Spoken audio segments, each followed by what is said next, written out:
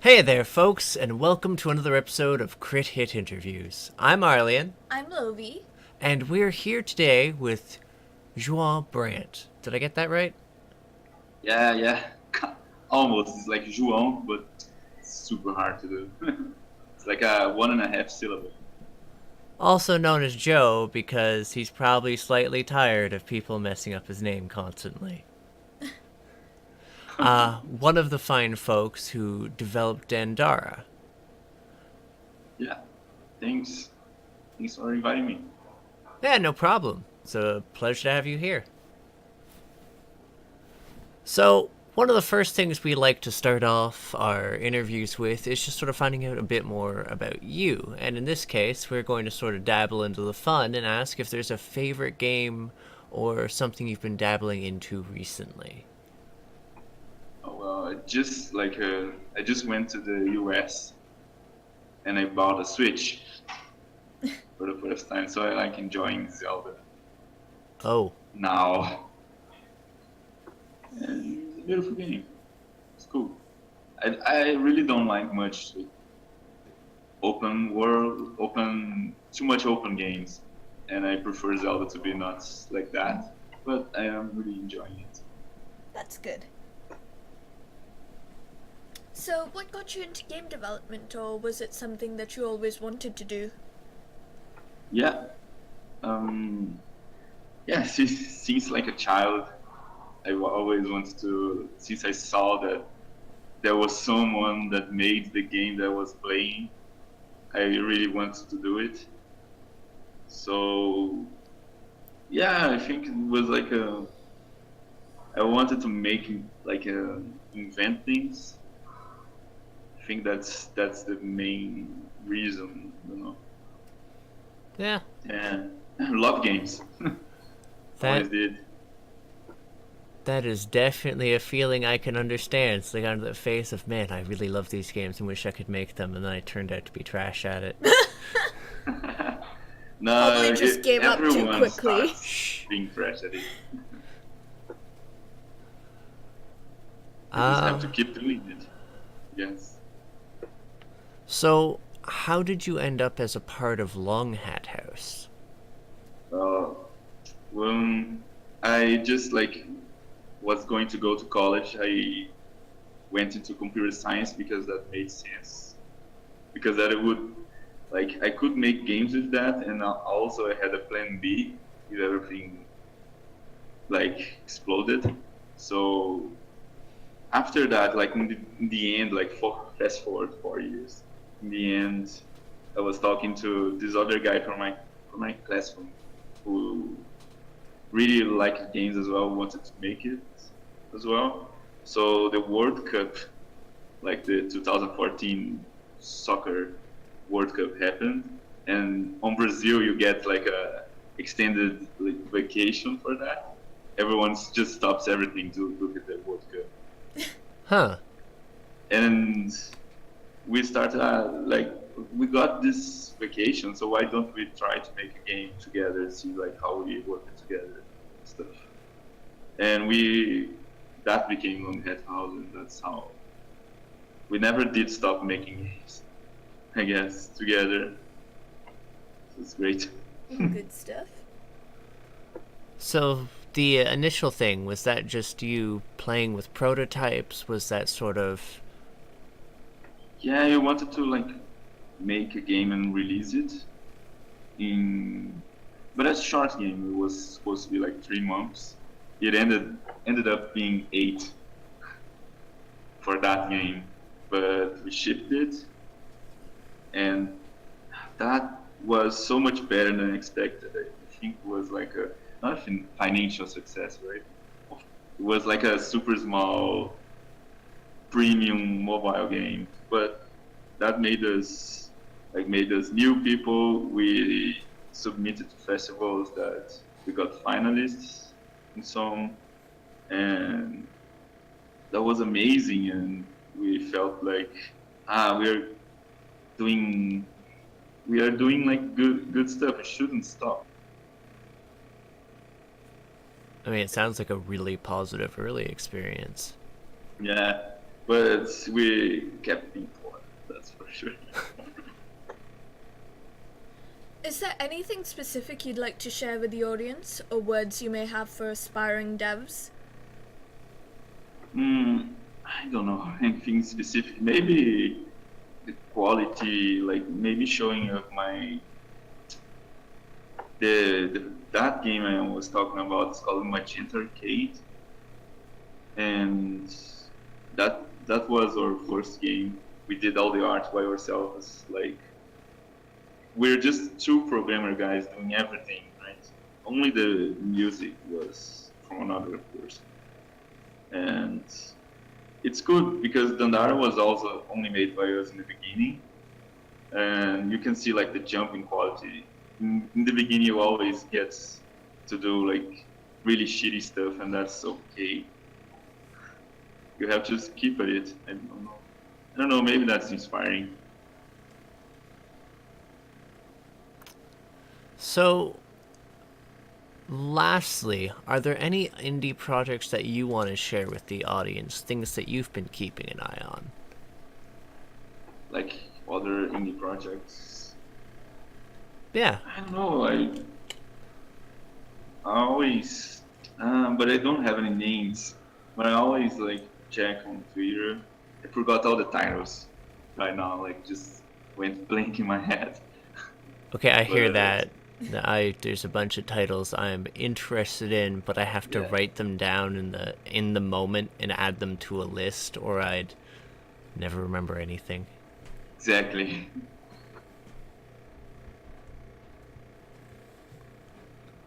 So, But I was like, sorry. no, I you was go. like looking into Baba's You for a long time.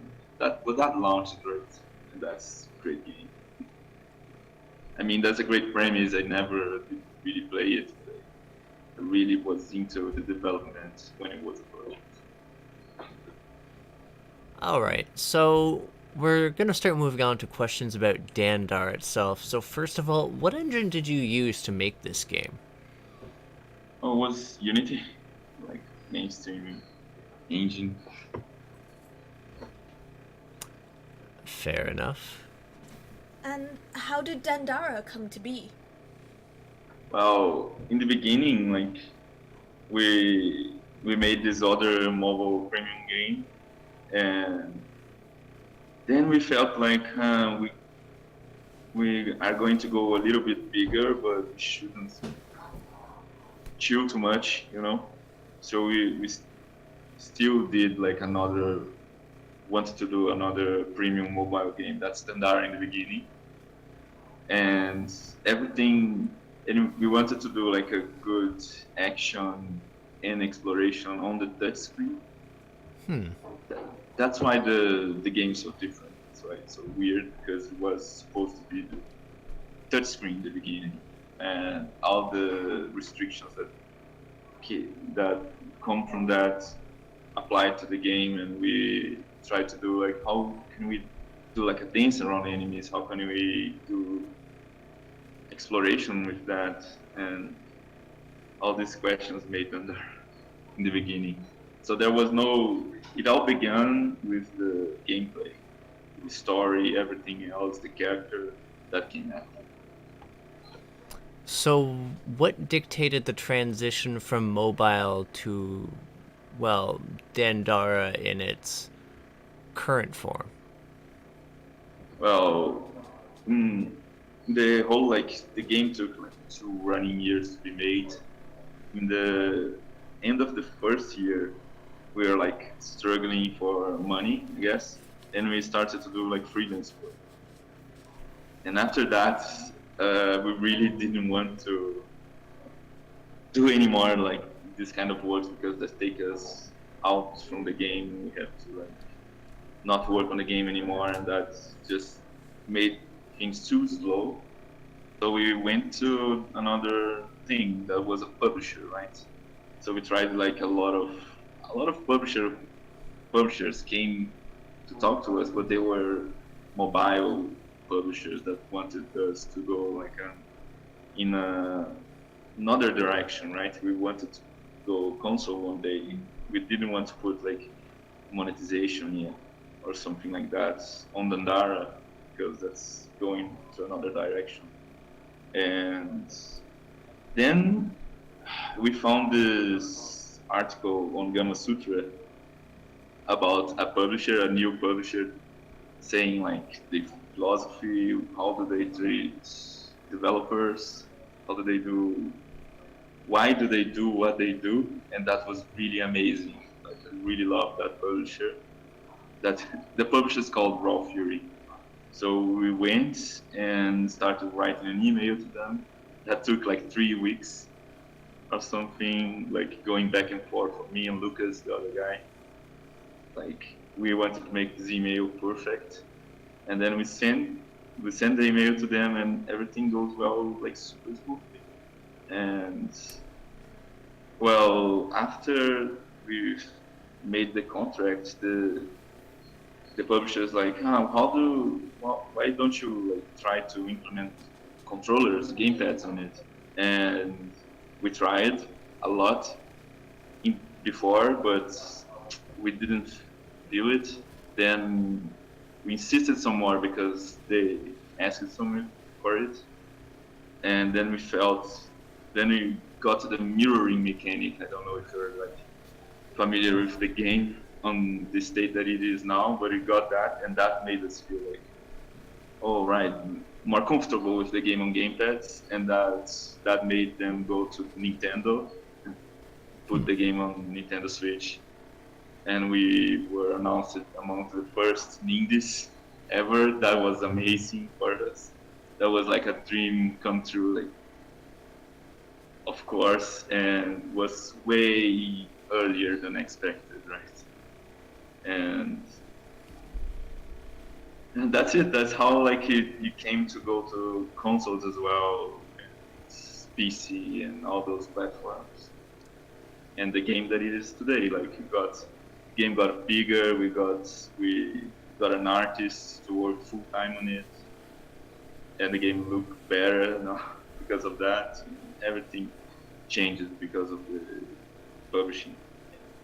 So that's it. So you just mentioned you got an artist. What exactly inspired the artistic direction of the game? Well, at first it was like just me and Lucas doing the art alongside the programming. So at first I really want to do like flat shapes, flat things, so we can animate really well, like really expressive, and don't need to worry about details so much on characters.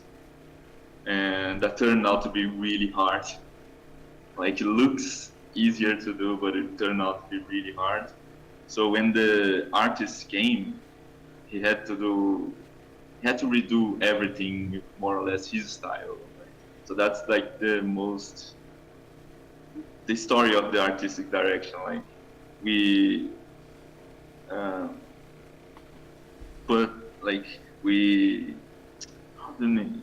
restricted the amount of colors we have in the game, so in the beginning, so we could have like a more restricted palette, so we pushed ourselves to be creative with it as well, and the artist had to redo and work with all that. So that made him like go. He was a pixel artist, but his style was completely different, flat. So he had to reinvent himself in a bit, like do something different, and that I think was great for the game and for himself as well. But it pushed him forward, I guess. He's just behind me as well. I gotta say, the boss fights were actually sadly sparse, but they were very neat parts of the game, although fighting M. Bison's disembodied head and perching on his butt chin was not how I expected the first encounter to go. Yeah, the bosses we spent like a lot of effort went into them. That was amazing. I'm really proud of those, even if they are like quite sparse. But I actually do like August quite a bit, and Yeah, he's like a. Did you know that he's like a rotoscopia? He's like rotoscoping of my face. That was the original drawing of it, and then Victor, the artist, had to shape it up better, and that's how we ended up with M. Bison today, Augustus. that's awesome. Now that I know that, so I shot your face with missiles. Good to know. Yeah. Now, Dandara is a historical figure for Brazil, but I'll admit that I'm far less familiar with the details of his stories.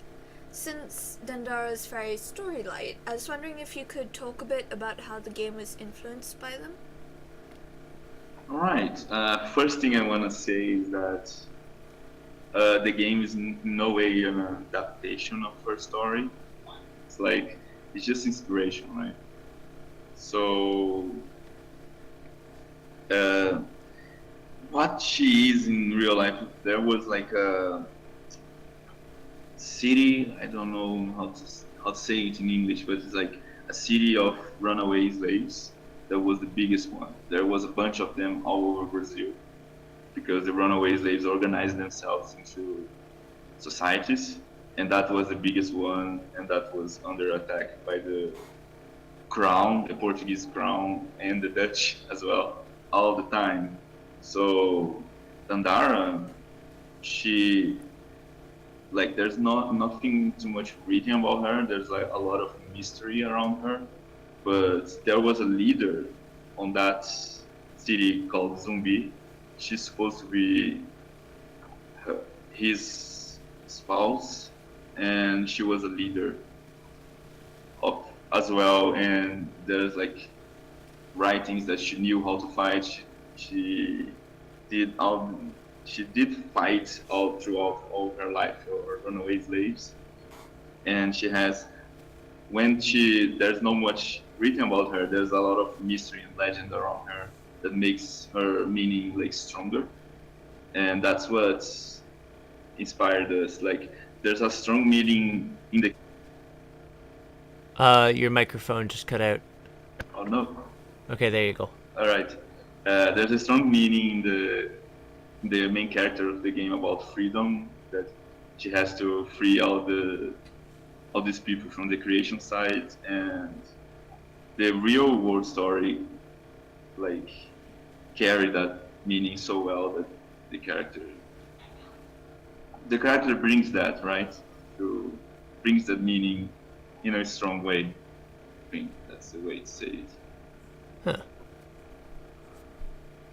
All right. So, I suppose the next question here is, what led to the decision of making a Metroidvania that changed the very basics of just player expectations by limiting the means by which they can move? Is that part of its roots as a phone game, or was that a more deliberate decision on you guys' parts? It is part of the decision as a phone game, because at first it was supposed to be like a level to level game, like all these rooms were like a straight line, and then we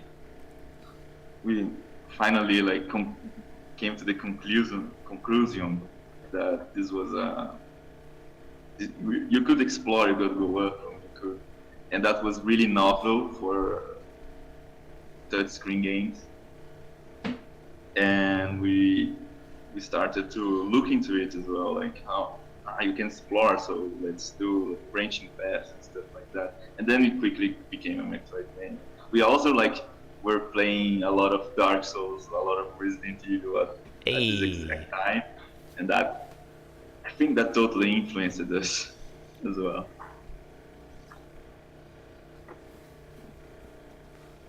And it came around to be like super new, right? You can go up, and walls are floors and ceilings are walls.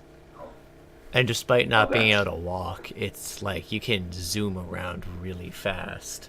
Yeah, and you have to like learn how to play a game all over again, even that the game kind of looks like you already know how to play. So so it's it's an awesome feeling by the end of the game where you can see how much improved you are because you learned everything, like, and that's something I really like about this game. Yeah, it sort of made me think of like old school Strider for both like difficulty curve and like jumping you up between like the floor and the ceiling a bunch. Yeah, I'll totally admit I got disoriented as hell a couple times. yeah, that's part of the game. That's intentional. What would you say was the hardest challenge when making this game? Um, the hardest challenge is for sure making the levels, like making sure the levels are pretty good. Like we had to figure out because the game was so new, what make a level of this game playable, what makes it good, and what doesn't make it. So we had like to know distances, what could, like all these rules we had to make all these rules of how to design a level, and that was really one of the hardest things, but it was also one of the more fun as well. If we tweaked something like the distance that Dandara could like jump, we had to redo all the levels so they are in sync, right? And that was pretty hard, but it was really a lot of fun. It was the most fun ever while making this game.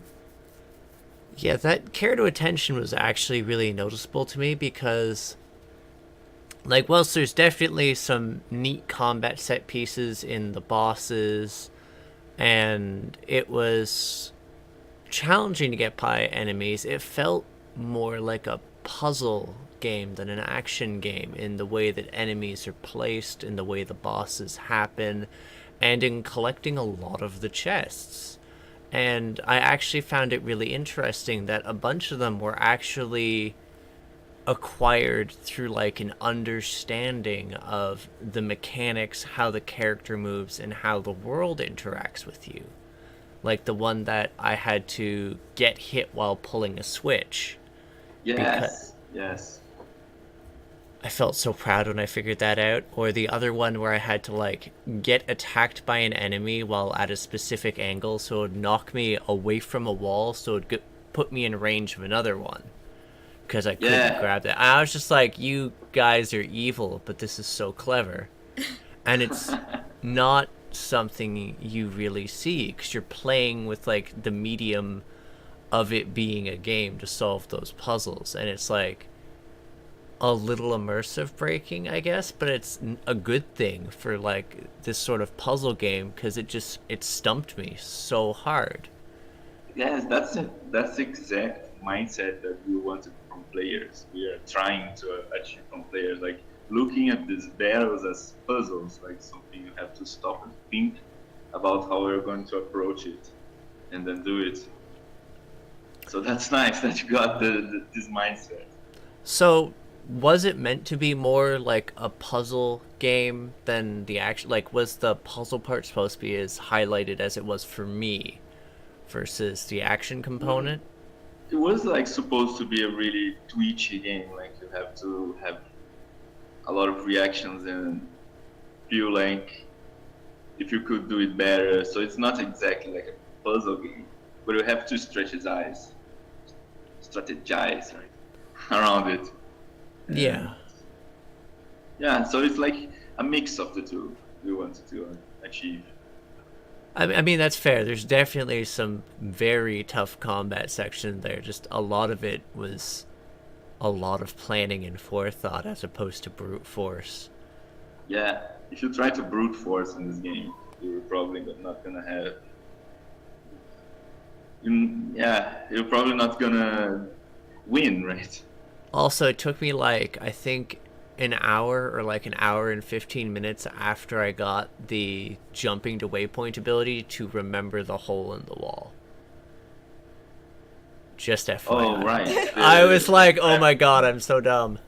Yeah.